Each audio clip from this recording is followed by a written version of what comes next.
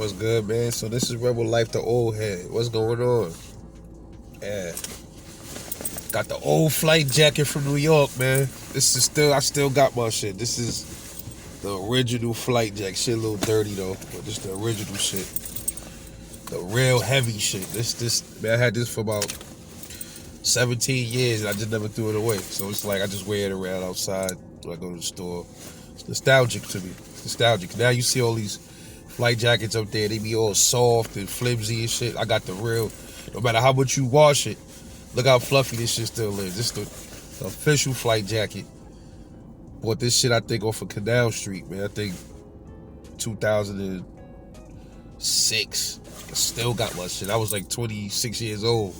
I'm 44, bro. It's crazy. Oh, man, it's a little big on me. It's like a little big now because I was small.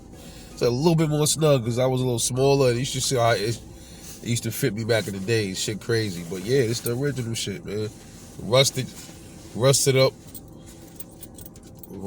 fucking zippers and all that. Look at that. It's crazy.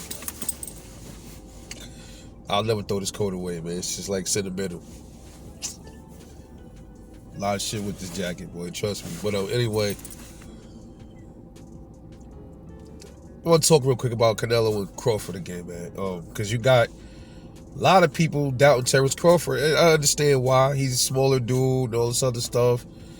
People saw what Canelo did. You know, he was able to drop he's able to drop Edgar Berlanga with one shot. But that was a flash knockdown. Berlanga wasn't even hurt. This is why I say Canelo power, I think, is overrated. You know what I'm saying? He got power. I just think it's overrated, though. Because when is the last time he's got a knockout? I'm saying, when the last time Canelo got a knockout, man? But anyway, I want to talk about. Oh, by the way, stay tuned. I did some prediction videos last night. I was so tired. You know what I mean? I cranked them out. I just didn't post them yet, so they coming. So stay tuned for about 4 or 5 prediction videos, man. But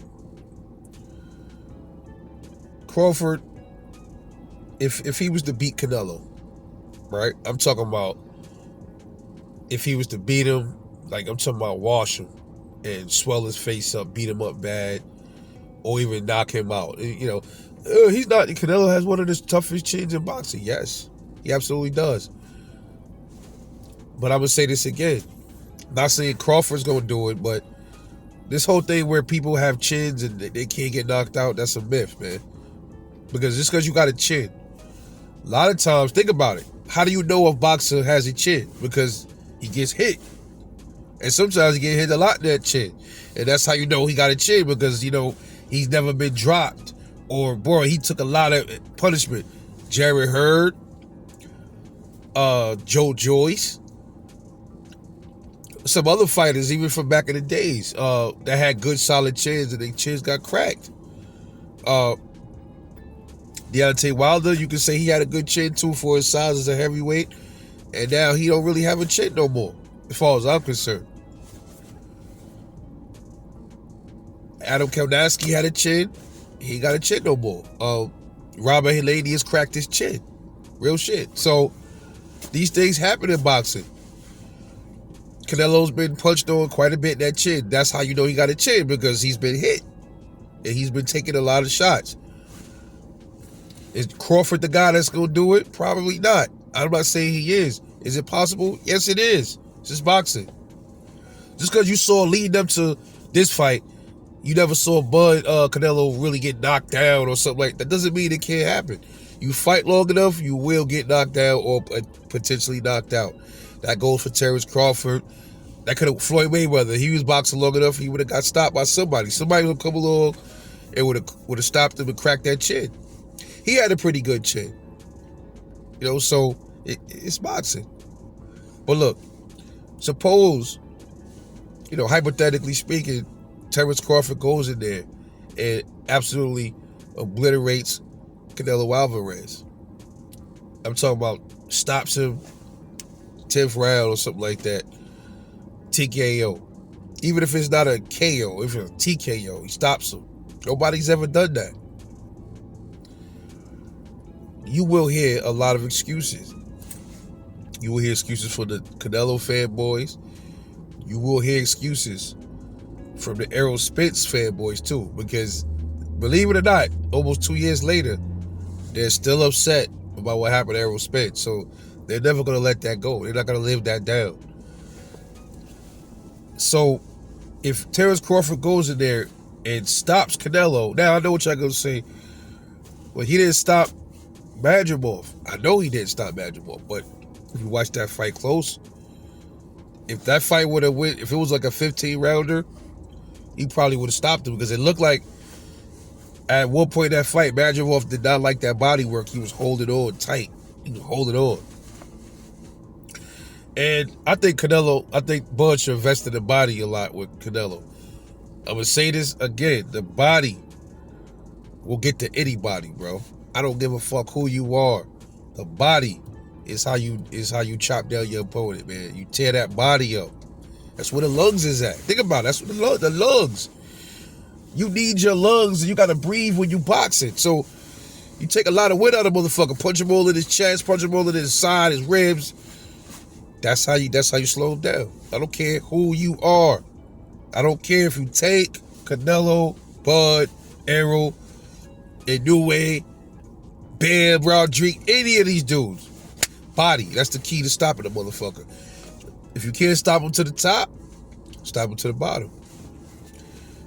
Sounds easy, doesn't it? But when it's somebody like a Canelo, you got to absolutely be cautious with it. But it can be done. And from what I hear, Tate don't like body work. But, you ain't hear, that's what I heard. But anyway, you're going to hear excuses. You're going to hear Terence Crawford, gloves was loaded. You probably going to hear that. You heard that with Errol Spence fight. You heard Terence Crawford gloves was messed up. He had some in his gloves. He had sleep serum on his gloves. He rubbed it in Errol Spence's eye. That was one of the most bizarre excuses I've ever heard. You're going to hear Terence Crawford was on snack. You're going to hear all this stuff, man. It's going to be coming from all these Bud-hating channels and all of these pro-Spence channels and the pro-Canelo channels. You're going to hear all this stuff. You're going to hear there was no possible way he was able to do that. He couldn't do that to Madrimov, or how he do it to Canelo.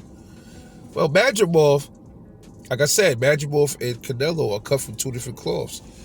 Two different lineages, bruh. Two different lineages of people. I told y'all those people from the Eastern European countries, they got solid chins. They strong. Hard to knock these dudes out. But you saw the body. Like I just said, the body is the key. Madrimov was ready to go. That body, he was feeling that body work. He was holding on to Terence Crawford. He didn't like the body. I'm telling y'all. Just because you can't knock down one person don't mean you can't knock down another person. Another thing, people, Bud moving up 2 weight classes. Well, didn't Canelo do the same thing? He moved from 160 to 175, right? To fight Kovalev. I think before that, he fought Danny Jacobs. That's what, I didn't know at first. I'm like, yo, did Canelo have a fight before he fought Kovalev at 175? And one of my Rebel Gang members was like, nah, he fought Jacobs at 160. Then he moved up to fight Kovalev. Like, oh, okay, so it's not out of the norm for a boxer to move up 2 weight classes, right? Canelo did it. So what's the problem? They would have said the same thing about Bud. If he would have went from 135 to welterweight, it would have been the same thing. Oh, he's too small for welterweight, man. He gonna get knocked out. The power different at welterweight. Watch. No, he didn't do that. He gradually moved up to welterweight. Cool. Oh, this is a money grab. Okay, well, show me a fight that's not a money grab. So what? Who cares? They prize fighters. It's supposed to be money grabs. The problem is, when it becomes solely a money grab, and you don't want to fight for legacy and the money, and you just go there to grab a bag and you go there and lay down. That's where it becomes a problem for me. That's not gonna be Terence Crawford. He's not gonna do that. What my words? You gonna see a different fight. Probably we gonna go out on his shield if we have to. I believe that.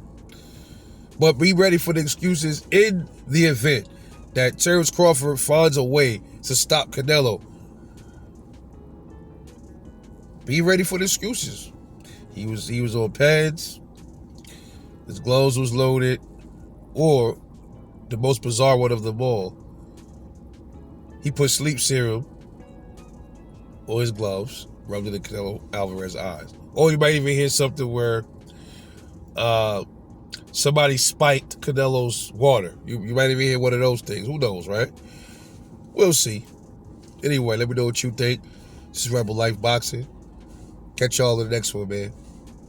And I'm off this.